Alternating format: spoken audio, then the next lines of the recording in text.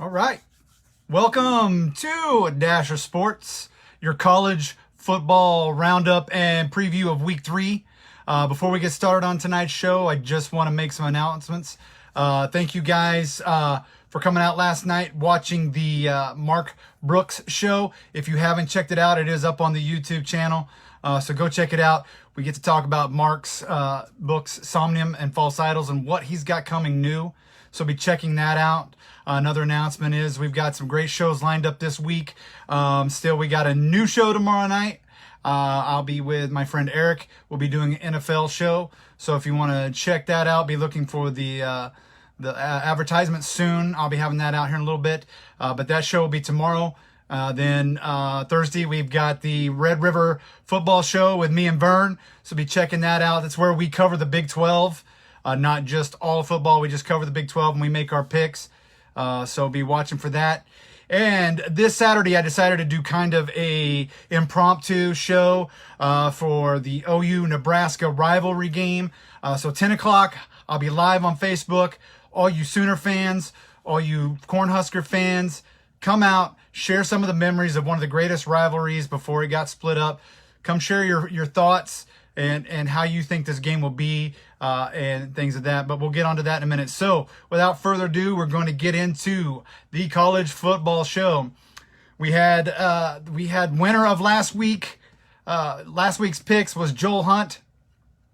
He won with 6-4 and won the tiebreaker. So he won a free shirt. So Joel will get that free shirt out to you in a few days. But overall, the rankings, it's pretty close for the most part.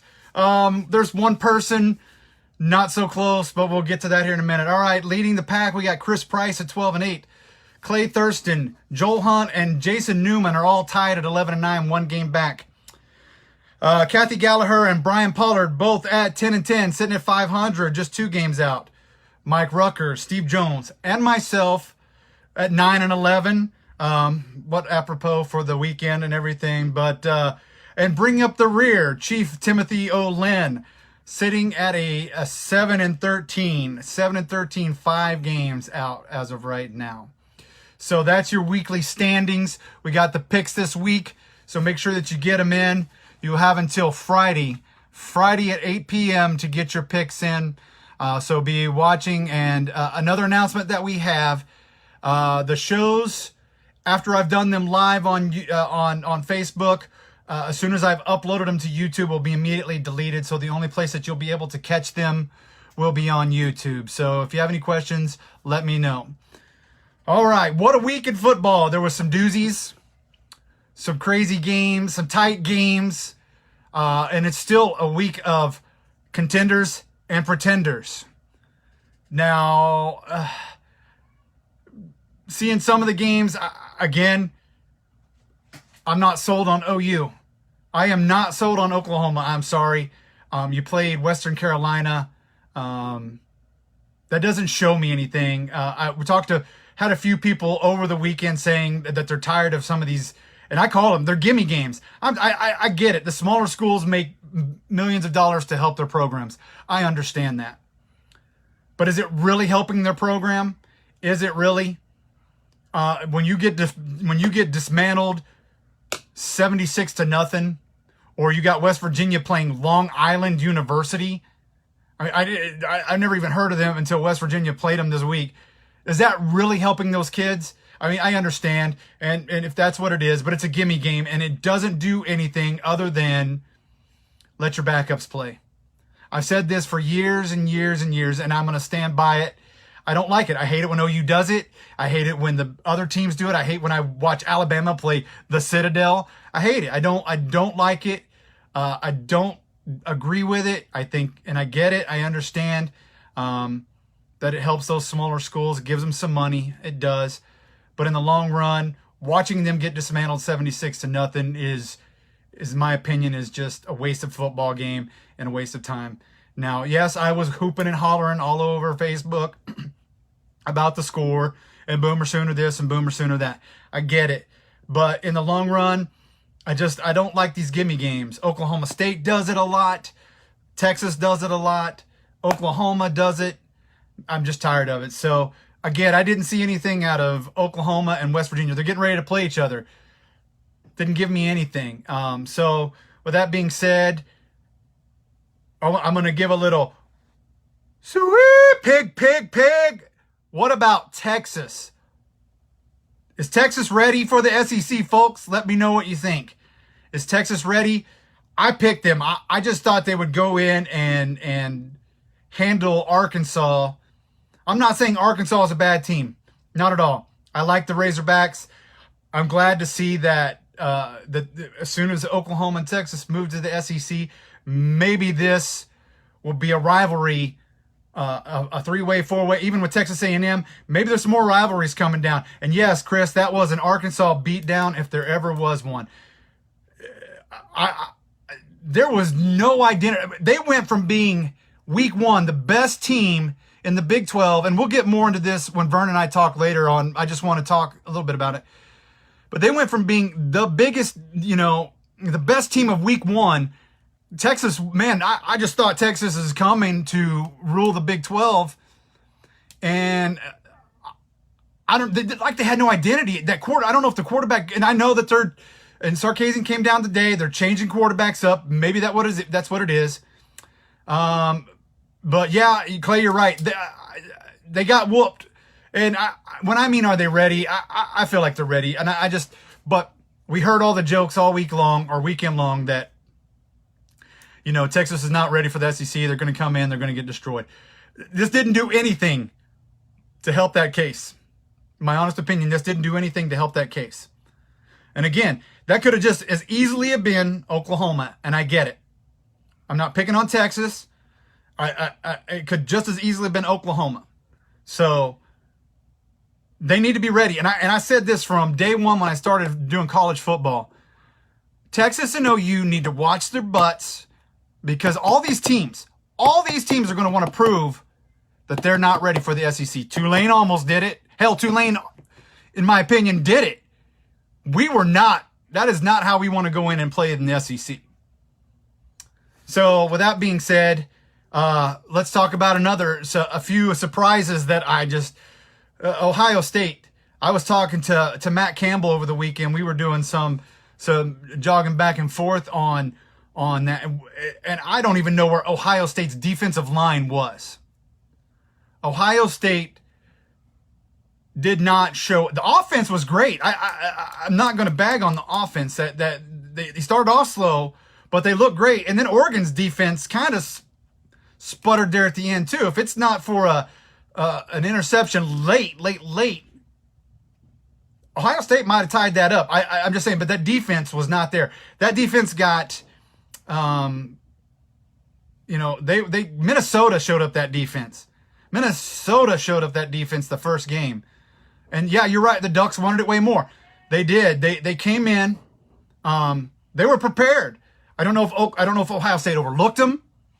I don't know what the thought process was there. I don't follow Big Ten a whole lot. I'll follow the big games, and I'll follow everything else. But man, Ohio State just did not look like they were ready to play ball, and the Ducks came in and handled business. Congratulations, Oregon.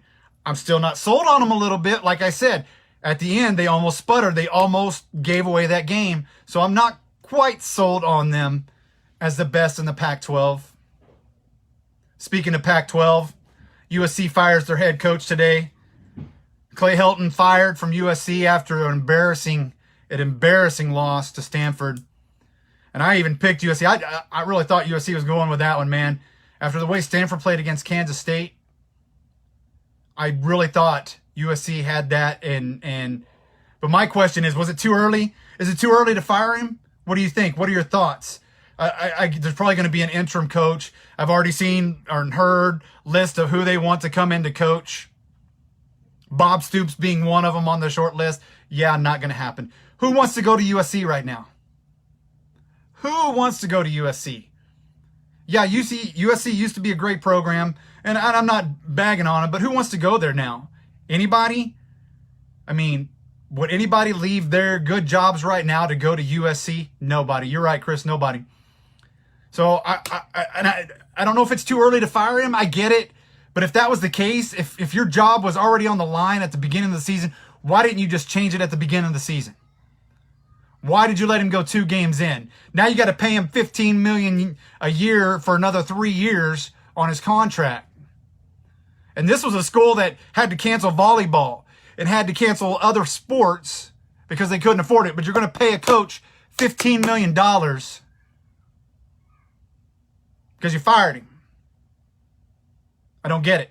I don't get it, folks. Call me crazy, call me kooky, I don't know. That's my thought on that. We'll get into the top 10 here in just a second, but let's talk about some of the other pretenders out there. Miami, if it's not for a cat hanging from the rafters, I don't know if they win that. Maybe that cat gave them some luck, but Miami looked horrible against Appalachian State. Horrible. In fact, the best catch of that game was the cat falling in some one of the audience members catching him. The fans catching the cat. That was the best catch of the entire game of Miami Appalachian State. Kansas State almost losing to Northern Illinois.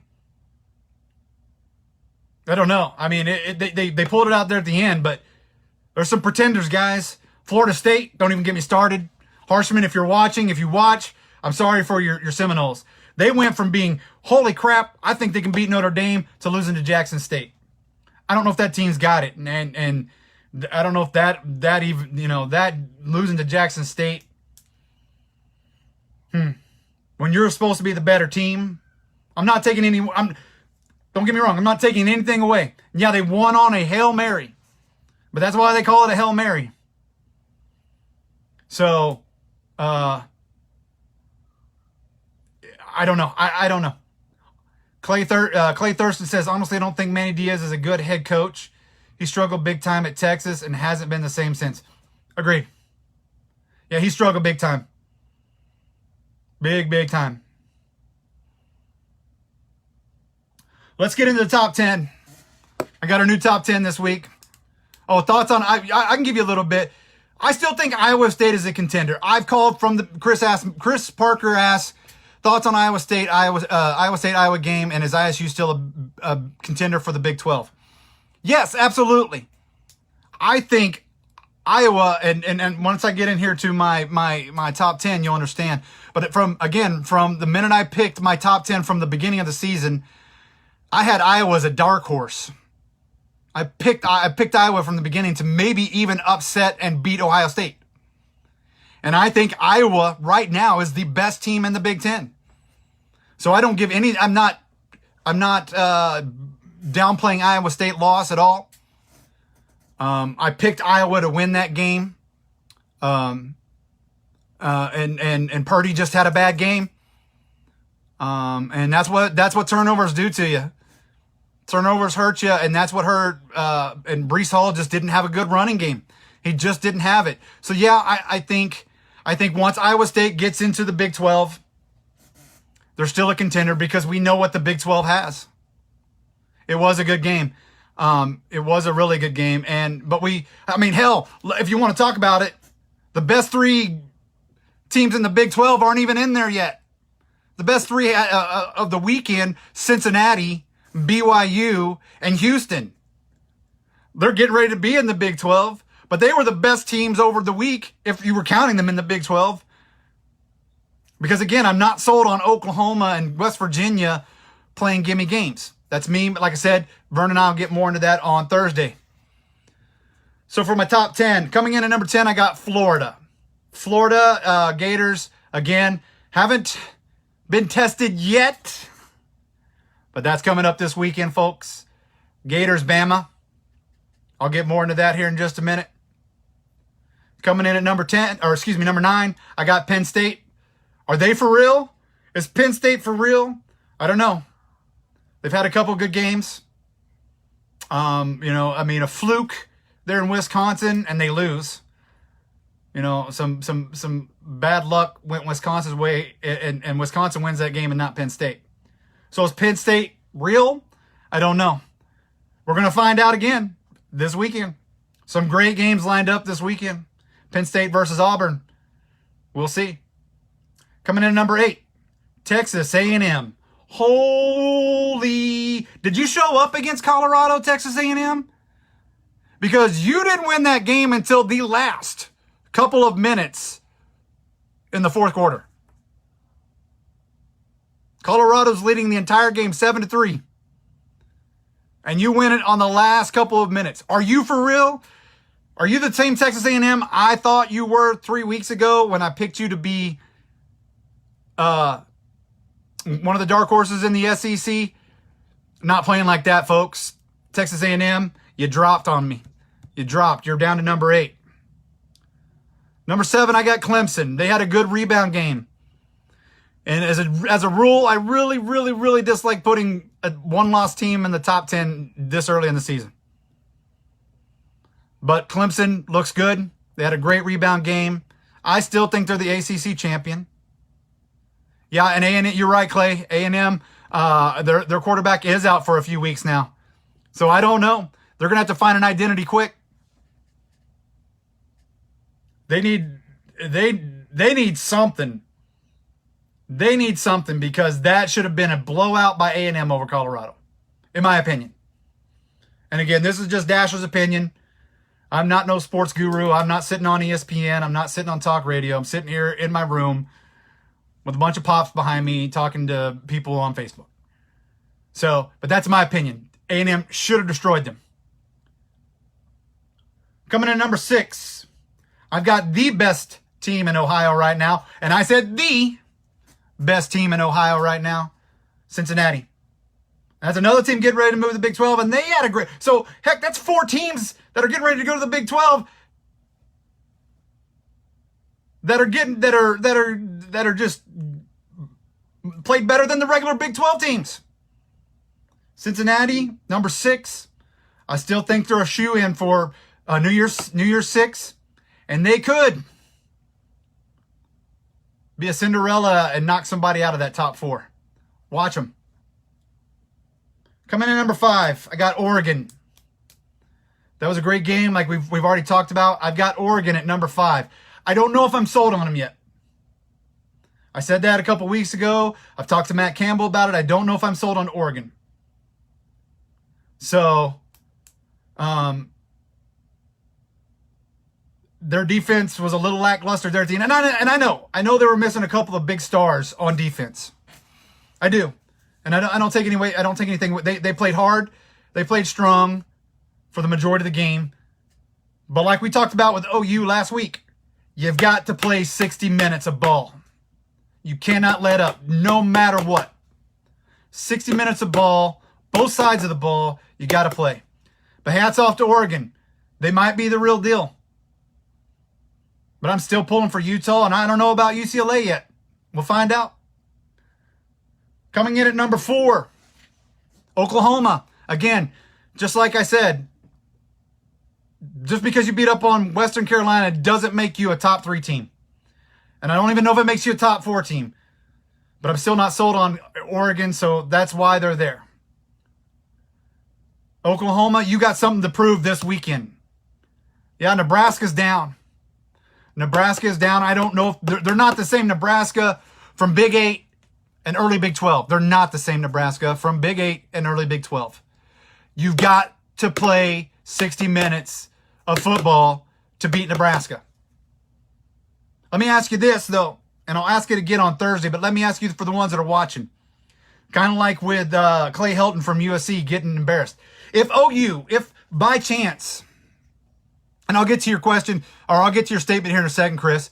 If by chance OU just destroys Nebraska, and that's an if. That's a huge if.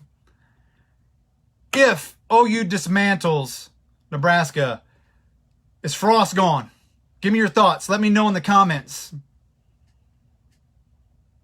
If you think he's gone, give me a thumbs up. If you think he stays, give me a heart. I want to hear what your thoughts are. That's number 4, Oklahoma. They got a big test, and I don't care if it's Nebraska in a down year. This is a rivalry. It was a rivalry for years. I don't think it's a walk in the park. I don't think it's a pushover game for them. They need to play. Chris states, OU and Texas ain't going to leave now. I still hold to that thought. No, I think they're gone. I think I think it's a done deal. That's the reason that they went out and got those 4 for the Big 12. That's why they went and got Houston, UCF,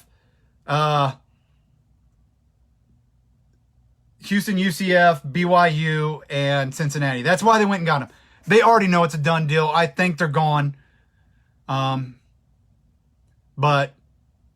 there's no way they stay. They want to go to the SEC. They want to compete for national champions, and they're not going to do it in the Big 12. Not anytime soon. They need those recruits out of the Southeastern Conference. They need, and that's what it is. It's prestige. That we may hate it, we may dislike it, but that's the truth and the reality, folks. The SEC is the prestige. That's where the recruits want to go. For the NIL, for the money, you name it, they want to go. Clay says, I don't think so. I think he's gone if they finish close to 500, but I could also see him getting one more year. I don't know, man. He's definitely on the hot seat for sure. I'll give you that. Maybe a year, but I've got friends in Nebraska, and the rumblings and the grumblings about Scott Frost are not good. But anything can happen. Like I said, I didn't think Clay Helton would be fired after 2 games in the season. That's the only reason I bring it up. I think he makes it through the year. I do. I think he makes it through the year, and then he's gone. Scott Frost is a Nebraska alumni, but he's not a Tom Osborne. I don't know what Nebraska needs. Besides a coach, obviously. I don't know what else they need. We'll find out. Enough of that. Coming in at number 3, I've got Iowa. Guys, I am hot on this team. I think they're the best team in the Big Ten right now. The best team. They played an all-around excellent game against Iowa State. They're hot. Like I said, from the beginning, I've picked them to be the dark horse. To be the Big Four buster, if you will. Out of the Ohio State, Clemson, Alabama, Georgia, Oklahoma, whoever the top 4 are. I picked them to be the buster. Mark my words. I'm still holding to it. And they didn't prove me wrong against Iowa State. The top 2 haven't changed. Georgia and Alabama. Georgia number 2, Alabama number 1. Georgia, they've got a pretty easy schedule here on out, folks. So I think they ride that number 2. I think they ride that number 2 until SEC championship game.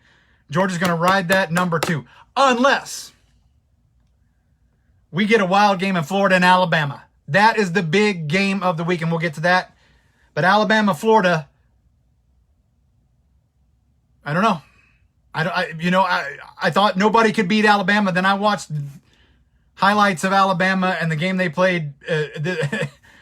Woo! Saban was right. Said they weren't ready to play. They just lackadaisically walked through practice. You cannot, in this day and age, Florida State, I'm talking to you. You cannot, in this day and age, Oklahoma, I'm talking to you, overlook your opponent. Overlook your opponent. You cannot overlook your opponent. I got a question for everybody watching. Did COVID have a play in some of the way these teams got ranked this year? We know that some teams played short games last year. Some teams played 5 games. Some teams played none. Did COVID have a way in some of these teams ranked? I'm talking to you, OU. Let me know what you think in the comments. Do you think some of these teams were overrated because of some of the teams not playing? I'd like to hear your thoughts. All right. That's my top 10. Let me know what you think about my top 10. Do you agree? Do you disagree? I'd like to hear what your top 10 is. Post it. Let me know. All right. We got the week 3 games coming up. I think the rankings are more on par this year than last year. You think they were right? So, Chris, you agree? You think they're right? You think that nobody was overrated or underrated? Because I'm seeing some overrated teams. Miami. Maybe Ohio State. Time will tell. If they lose another game, they were definitely overrated. I get it. Sometimes you're ranking on names. Sometimes you're ranking on names. So let me know what you think in your thing. Let me know who your top 10 is. Am I wrong? Am I right? Am I close? Who knows? All right. If you're part of the thing, if you're part of the season-long contest, get ready to write down your team names. The first game up, Michigan State at Miami. Michigan State at Miami. I don't know. Michigan State's riding a 2-0 win streak right now. Miami did not look good against Appalachian State. I'm going to take Michigan State 27, Miami 21. Michigan State 27, Miami 21. Up next, Virginia Tech versus West Virginia. Virginia Tech embarrassed North Carolina first week. West Virginia just played a cupcake school. Long Island University, or might as well.